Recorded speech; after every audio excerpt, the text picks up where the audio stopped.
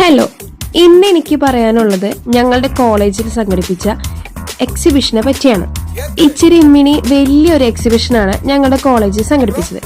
അപ്പോൾ ഞാൻ പഠിക്കുന്നത് ITI മാളയിലാണ്. ഞാൻ പഠിക്കുന്ന കോഴ്സ് ഫുഡ് പ്രൊഡക്ഷൻ ജനറൽ ആണ്, അതായത് ഫുഡ് റിലേറ്റഡ് ആയിട്ടുള്ള ഒരു കോഴ്സാണ്.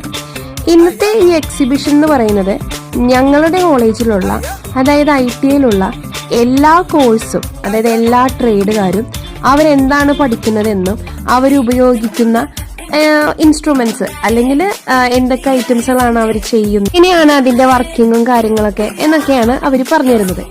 ഞങ്ങളുടെ സെക്ഷനിൽ ഞങ്ങളും പറഞ്ഞു കൊടുക്കണം ഞങ്ങൾ എന്തൊക്കെയാണ് ഉപയോഗിക്കുന്നതെന്നും എന്തൊക്കെ കാര്യങ്ങളാണ് അത് ചെയ്യുന്നതെന്നും. അപ്പോൾ ഞങ്ങൾ എല്ലാ ട്രേഡുകളും പോയി കണ്ടു.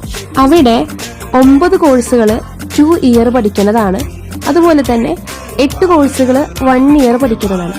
അപ്പോൾ തന്നെ മനസ്സിലായല്ലോ, 17 ട്രേഡ് ഉണ്ട്.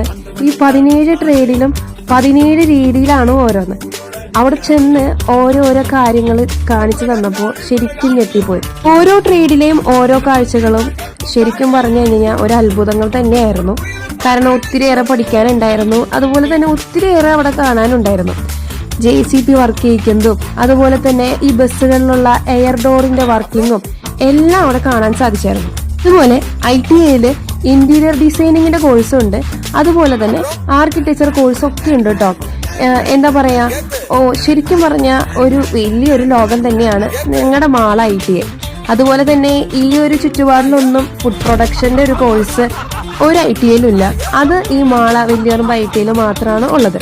ശരിക്കും പറഞ്ഞ ഈ ഒരു എക്സിബിഷൻ പേഴ്സണലി എനിക്കൊക്കെ വളരെയേറെ ഒത്തിരി അറിവുകളാണ് നേടിത്തന്നത്. അതുപോലെ തന്നെ ഞാൻ ആദ്യമായിട്ടാണ് ഇത്രയ്ക്കും വലിയൊരു എക്സിബിഷൻ കാണുന്നത്. ഇപ്പോൾ നമ്മുടെ 10ന്റെയും +2ന്റെയും ഒക്കെ എക്സാം നടന്നുകൊണ്ടിരിക്കുക.